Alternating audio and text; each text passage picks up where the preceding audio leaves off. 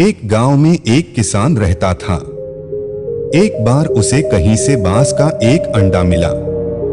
उसने वह अंडा मुर्गी के अंडे के साथ रख दिया। मुर्गी उस अंडे को अन्य अंडों के साथ सेने लगी। कुछ दिनों में मुर्गी के अंडे में से चूजे निकल आए और बांस के अंडे में से बांस का बच्चा चूजों के साथ पलने लगा। वह चूजों के साथ खाता पीता खेलता इधर उधर फुदकता बड़ा होने लगा। चूजों के साथ रहते हुए उसे कभी एहसास ही नहीं हुआ कि वह चूजा नहीं बल्कि बाज है। वह खुद को चूजा ही समझता था और हर काम उन्हीं की तरह करता था। जब उड़ने की बारी आई तो अन्य चूजों की देखा देखी वह भी थोड़ी ही ऊंचाई तक उड़ा और फिर वापस जमीन पर आ गया। उसका भी ऊंचा उड़ने का मन करता, लेकिन जब वह सबको थोड़ी ही ऊंचाई तक उड़ता देखता तो वह भी उतनी ही ऊंचाई तक उड़ता। ज्यादा ऊंचा उड़ने की वह कोशिश ही नहीं करता था। एक दिन उसने ऊंचे आकाश में एक बाज को उड़ते हुए देखा।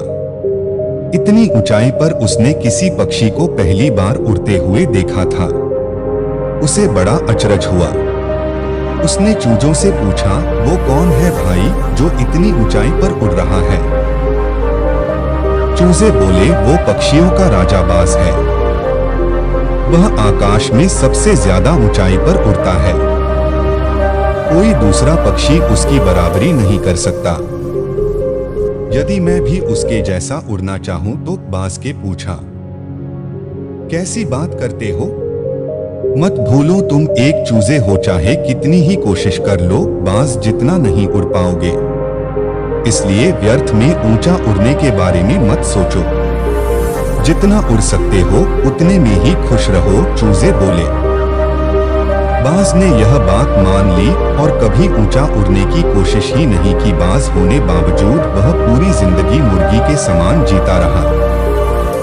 इस कहानी से यह शिक्षा मिलती है, सोच और दृष्टिकोण का हमारे जीवन पर बहुत गहरा प्रभाव पड़ता है। हम सभी क्षमता और संभावनाओं से परिपूर्ण हैं।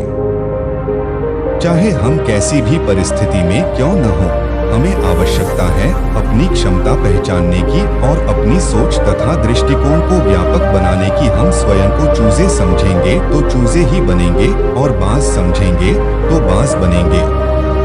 खुद को कम न समझें, अपनी क्षमता को सीमित न करें, बाज बने और जीवन में ऊंची उड़ान भरें।